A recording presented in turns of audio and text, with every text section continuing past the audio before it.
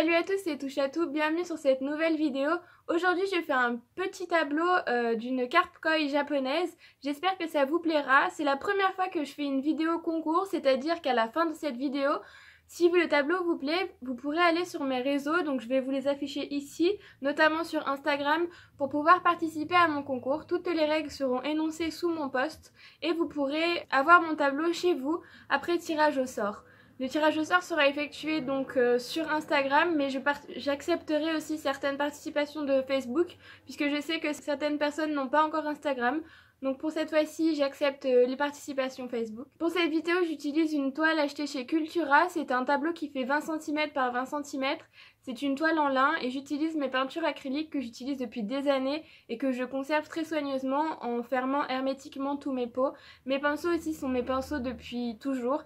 Après utilisation, je fais gaffe vraiment à ne pas les laisser sécher avec de la peinture, donc j'enlève toute la peinture et pour faciliter ensuite l'utilisation, je vais les savonner légèrement et laisser le savon sur le pinceau et comme ça les poils vont être tout doux et ne pas durcir pendant le temps.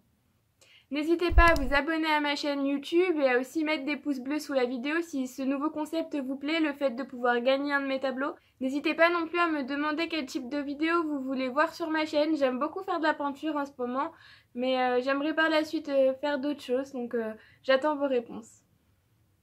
La première étape, c'est le dessin. Donc je déballe ma toile et j'utilise ici un couvercle de soupière pour m'avoir un cercle parfait.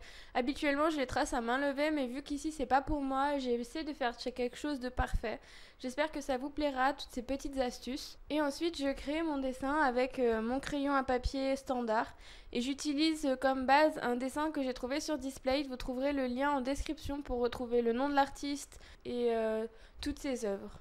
Deuxième étape, on attaque la peinture avec le fond. Donc j'utilise ici un ton orangé assez foncé dans les rouges et je vais effectuer 3 couches. Donc ici je vous épargne la vidéo des 3 couches, je vous filme qu'une couche pour aller plus vite, mais le concept est le même, je repasse 3 fois sur la même zone pour avoir une couleur intense. Afin de gagner en précision, j'utilise 2 pinceaux, un pinceau fin et ensuite une brosse souple pour aller dans les zones d'aplat et le pinceau souple pour rentrer dans tous les recoins de mon dessin.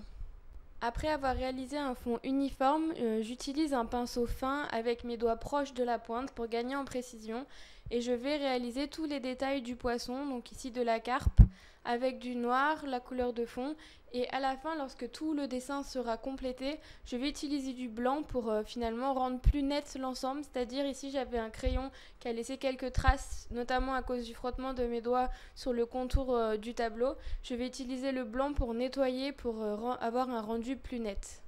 Enfin, afin de permettre un meilleur stockage et une durabilité des couleurs pendant le temps, je vernis à l'aide d'un vernis en bombe mat incolore ma toile, ce qui va permettre de l'entretenir plus facilement avec un chiffon légèrement humidifié, notamment pour enlever la poussière.